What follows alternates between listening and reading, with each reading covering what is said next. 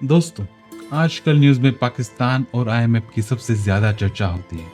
पाकिस्तान कंगाल हो गया है और अभी आईएमएफ के भरोसे बैठा हुआ है। पाकिस्तान के जितने भी पुराने दोस्त थे वो सब एक एक करके गायब हो गए हैं। पाकिस्तान सबसे बड़ी इकोनॉमिक क्राइसिस से गुजर रहा है और इसको कोई भी मदद नहीं करना चाहता। पाकिस्तान के लिए रोशनी और आशा के सारे दरवाजे एक एक करके बंद हो गए। लेकिन क्यों क्यों बड़े बड़े देश जैसे कि चीन, अमेरिका, सऊदी मदद करने से कतरा रहे हैं? आज के इस वीडियो में हम देखेंगे कि पाकिस्तान को कहां से मदद मिल रही थी, कहां से मदद के चांसेस, पाकिस्तान का ऐसा हाल क्यों हुआ और हमें क्या सीख लेनी चाहिए। आप अगर हमारे चैनल पर नए हैं तो सब्सक्राइब करना ना भूलें। ये वीडियो 5 पार्ट्स में डिवाइड की गई है। पहला पार्ट है पैसा कहाँ गायब हो गया। मेरे और आपके कई दोस्त ऐसे होंगे जो बोलते हैं कि भाई आज पैसे उधार दे दे, कल मैं वापस कर दूंगा, और ये कल कभी नहीं आता। उस दोस्त का नाम आप अपने फोन पे चेंज करके पाकिस्तान रख दीजिए, क्योंकि पाकिस्तान की इकोनॉमी भी कुछ ऐसे ही चलती है। चलिए समझते हैं कि हर साल पाकिस्तान नई नई लोन्स लेता है और उस लोन पे इंटरेस्ट बढ़ता है। उस इंटरेस्ट को चुकाने के लिए वापस से नई लोन लेता है, किसी का पैसा किसी और को चुकाकर ये सिलसिला चालू ही रहता है। यानी इसकी टोपी उसके साथ जैसा कामकाज है, और इसमें पीसी जाती है आम जनता। आगे बढ़ने से पहले हम जान ले कि पाकिस्तान पैसे कैसे कमाता है। इनकम में है पहला रेवेन्यू रिसिप्ट, जो है 9,40,000 करोड़, कैपिटल रिसिप्ट है 2,57,000 करोड़ और एक्सटर्नल रिसिप्ट है 5,54,000 करोड़। और खर्च कहाँ होता है? 3,93,000 करोड़, जो फॉरेन लोन्स की रिपेमेंट में करने में चला जाता है। और मिलिट्री का खर्चा है 1,50,000 करोड़। सिर्फ इन दो बातों में पाकिस्तान अपना 40% बजट उड़ा देता है। तो जरा आप ही सोचिए, हाथ में बचेगा क्या? जैसे कि हमने जाना कि पाकिस्तान की लोन ऊपर लोन ले रहा है और ये बात आईएमएफ को भी मालूम है, फिर भी वो पाकिस्तान को 23वीं बार मदद करने चाह रहा है। लेकिन आईएमएफ डिसाइड कैसे करता है कि किसी को लोन दे और किसको नहीं? जैसे हमारे एग्जाम्स होते हैं, वैसे ही आईएमएफ टेक्निकल रिव्यू और स्टाफ लेवल रिव्यू लेता है। पाकिस्तान टेक्निकल रिव्यू में तो पास हो गया, लेकिन स्टाफ लेवल रिव्यू में अभी अटका हुआ है। 2019 की बात करें तो इमरान खान जब पाकिस्तान के मिनिस्टर थे, तब आईएमएफ से $6 बिलियन का बेल आउट मांगा था। बेल आउट का मतलब है किसी असफल व्यवसाय या अर्थव्यवस्था को डूबने से बचाना और उसके लिए पैसों से सहायता करना। इसमें $1.1 बिलियन रिलीज भी हो गए थे पाकिस्तान के लिए। लेकिन हम जानते हैं कि जब कोई ऐसे ही मदद करने लगता है तो वो सिस्टम के अंदर इंटरफेयर करने लगता है। आईएमएफ ने भी वैसा ही कुछ किया।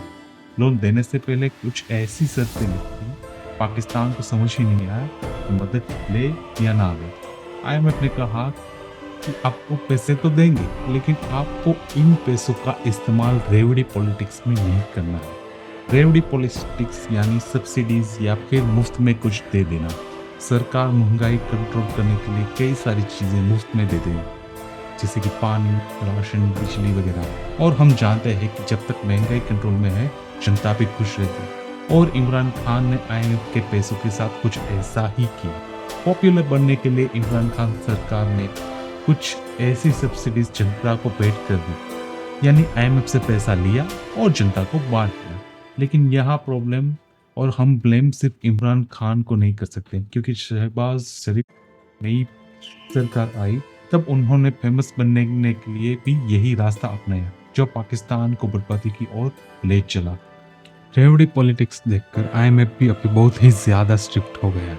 आईएमएफ ने बोला कि आप हमारी सारी शर्तें मंजूर कर लीजिए और पैसे ले जाइए। देखिए कैसे पाकिस्तान पीएम आईएमएफ की शर्तों पर गुस्सा गए। का ये कहना था कि आप बात करते हैं उससे मुकर जाते, पता नहीं कहाँ कहाँ मुद्दे लगवाए और कहाँ कहाँ क्या क्या उन्होंने गारंटीज नहीं। तब जाकर आईएमएफ का प्रोग्राम जो है वो दोबारा फिर उसको हमने रिवाइव किया। आईएमएफ ने कहा कि टैक्स बढ़ाओ, क्योंकि टैक्स एक इनकम सोर्स है और सरकार के लिए, और ये टैक्स लोन चुकाने में मदद करता है। अगर टैक्स नहीं लोगे तो अगले साल आप वापस रोते हुए आओगे और लोन लेने के लिए। दूसरी ये सलाह दी आईएमएफ ने कि इन्फ्लेशन को काबू में करो। इन्फ्लेशन जहां 5 या 7% तक ही रखना चाहिए, वही आज देखे तो इन्फ्लेशन 35% पहुंच गया है। अभी ये शब्द शर्तें सुन के पाकिस्तान की हालत कुछ ऐसी हो गई।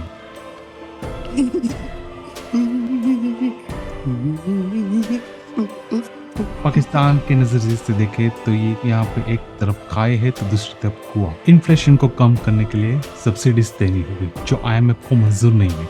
अगर सब्सिडीज कैंसिल कर दी जाए तो जनता जो वैसे भी गुस्से में है वो और ज्यादा भड़क जाएगी। देखा जाए तो IMF काफी चालाकी से खेल रहा है और पैसे देने से मना नहीं कर रहा, लेकिन डील जरूर कर रहा है क्योंकि उसको मालूम है कि पाकिस्तान को ये सब शर्तें कभी ना कभी माननी ही पड़ेगी। पार्ट 2, दोस्त दोस्त नारा। दोस्त ना रहा। पाकिस्तान के कुछ दोस्त ऐसे बहुत पैसे वाले हैं जैसे UAE, ईरान, कतार। उन्होंने काफी हद तक मदद भी की है पाकिस्तान को बचाने के लिए। 2018 में सऊदी अरबिया ने $6.2 बिलियन का जस्ट ऐसे ही फिनेंशियल सपोर्ट के नाम पर पैसा दे दिया और तो और $3 बिलियन का तेल भी ऐसे ही दे दिया लोन के तौर पर और 2022 में और $8 बिलियन का पैकेज और लोन बिना पूछे दे दिया। कतार ने अगस्त 2022 में $2 बिलियन का लोन दिया। 2018 में UAE ने भी $200 मिलियन को ऐसे ही पाकिस्तान को फाइनेंशियल एड की तरह दे दिया। फिर अगले साल 2019 में $2 बिलियन का और लोन दे दिया। पाकिस्तान को कुल मिलाकर इन सभी दोस्तों से और देशों से $24.4 बिलियन के लोन्स मिले हैं और वो भी सिर्फ पिछले 5 सालों में। कुछ दोस्त ऐसे भी हैं जिन्होंने पैसे की जगह किसी और तरह से मदद कर दी, लेकिन ये सब भी दूर होना चाहते हैं। ईरान और पाकिस्तान काफी अच्छे दोस्त हुआ करते थे। 1950 से ईरान पाकिस्तान के बीच ईरान पाकिस्तान पाइपलाइन प्रोजेक्ट की बात चल रही थी। 1999 में ये प्रोजेक्ट शुरू हुआ और ईरान ने अपनी साइड का काम पूरा कर दिया, लेकिन पाकिस्तान जो है अपनी साइड से डील करता रहा और अपने साइड से कुछ भी नहीं किया। और इसका नतीजा ये आया कि ईरान ने पाकिस्तान को बोल दिया 2024 के अंत तक ये प्रोजेक्ट खत्म होना चाहिए, अगर काम पूरा नहीं कर सकते तो फिर $18 बिलियन का नुकसान भरपाई करो। आप मानोगे नहीं, लेकिन इस प्रोजेक्ट में भारत भी शामिल था, लेकिन समय रहते हम निकल गए और बच गए। जब हम बात करते हैं पाकिस्तान के बड़े भैया तो ये सभी देश फीके पड़ जाते। आपने सही सोचा, हम बात कर रहे हैं चीन की, इस वीडियो के विलन की। चैप्टर 3, सबसे बड़ा विलन या सबसे बड़ा दोस्त। पाकिस्तान का सबसे बड़ा दोस्त और सबसे बड़ा विलन चीन ही है। अभी तक पाकिस्तान से ज्यादा मदद करने वाला चीन ही है। पाकिस्तान ने चाइना से $30 बिलियन का कर्ज ले रखा है और वो भी कमर्शियल बैंकों से। इस लोन में सबसे बड़ा हिस्सा है CPEC यानी China Pakistan economic corridor project का, लेकिन इसमें पाकिस्तान का कोई भी फायदा नहीं है क्योंकि चाइना ने ऐसी शर्तें रखी जिससे चीन का ही फायदा हो। चाइना ने कह दिया कि भाई हम पैसे आपको देंगे, लेकिन सारे कॉन्ट्रैक्ट्स जो है वो एक चाइनीज कंपनी को ही मिलने चाहिए और यहाँ चाइनीज वर्कर्स ही काम करेंगे। यहाँ तक जो लोन ले रहे हैं आप लोग, वो भी आप किसी चाइनीज बैंक में ही रखिए ताकि पैसा सेफ रहे। चाइना का फायदा ही फायदा हुआ और उन्हीं के पैसों से उन्हीं के कंपनी का प्रॉफिट हो रहा। पार्ट 4, पाकिस्तान को पैसे कैसे मिले। पाकिस्तान को पैसे मिल रहे थे तो वो इन 3 रीजन से मिल रहे थे। पहला, इंसानियत के नाते, यानी आम जनता को जो सरकार की वजह से परेशानी हो रही है उन लोगों की मदद के लिए दूसरे देश आगे आए। दूसरा था कॉमन इंटरेस्ट, मतलब ईरान, सऊदी, कतर मुस्लिम देश है और वो भी पाकिस्तान जैसे ही अपने भाइयों को मदद करना चाहते हैं। तीसरा रीजन है इकोनॉमिक रीजन, जैसे चीन सिर्फ प्रॉफिट देखकर पैसा देता है और इन्वेस्टमेंट करता है। पार्ट 5, अभी कौन सी प्रॉब्लम्स आ रही है, प्रॉब्लम्स कहाँ है। पाकिस्तान की सबसे बड़ी प्रॉब्लम यही है कि जिन जिन रीजन से पैसा आ रहा था वही रीजन अभी धीरे धीरे गायब हो रहे हैं। चाइना अपनी CPEC ऑपरेशन स्लो डाउन कर रहा है, टर्की, ईरान, सऊदी भी अभी कदम पीछे हटा रहे हैं। सबसे ज्यादा गुस्सा सऊदी को आ रहा है क्योंकि इमरान सरकार ने उसके समय कटार, टर्की, मलेशिया और पाकिस्तान के साथ 4 देशों को मिलाकर एक नया अलायंस बनने का सोचा। इस अलायंस में सऊदी अरेबिया को निकाल दिया और शामिल ही नहीं किया। इसी वजह से गया और पाकिस्तान को वार्निंग दे डाली कि भाई पहले हम बिना कुछ कंडीशन के आपको मदद करते थे, लेकिन अभी टाइम आ गया है कि जो भी देश हमसे पैसा लेता है उधार, वो अपने प्रोमिसेस पहले फुलफिल करना स्टार्ट करे, वरना आगे जाके दिक्कत हो जाएगी। पाकिस्तान पैसा लौटाने के मामले में बदनाम होने की वजह से IMF भी पैसा देने से कतरा रहा है। थोड़े समय पहले ही IMF ने यूक्रेन को $15.6 बिलियन का लोन दिया। और अमेरिका ने अपनी सिलिकॉन वैली को बचाने के लिए रातों रात $300 बिलियन छाप डाले। इससे एक बात तो क्लियर है भाई कि अमेरिका हो या IMF हो, इसको पाकिस्तान की कोई भी चिंता नहीं। पार्ट 6, इंडिया को क्या सीख लेनी चाहिए। लेसन नंबर 1, पाकिस्तान का प्रॉब्लम हमारा भी प्रॉब्लम है। हम बात कर रहे हैं सब्सिडीज की या फ्रीबीज की, और हमें पाकिस्तान की हालत देखकर हंसने की बिल्कुल जरूरत नहीं। अगर हम हमारे बजट की बात करें तो हम भी अपना खर्चा टैक्स में से नहीं निकाल पा रहे हैं, और हर साल 40% पैसे हमें उधार लेने पड़ते हैं।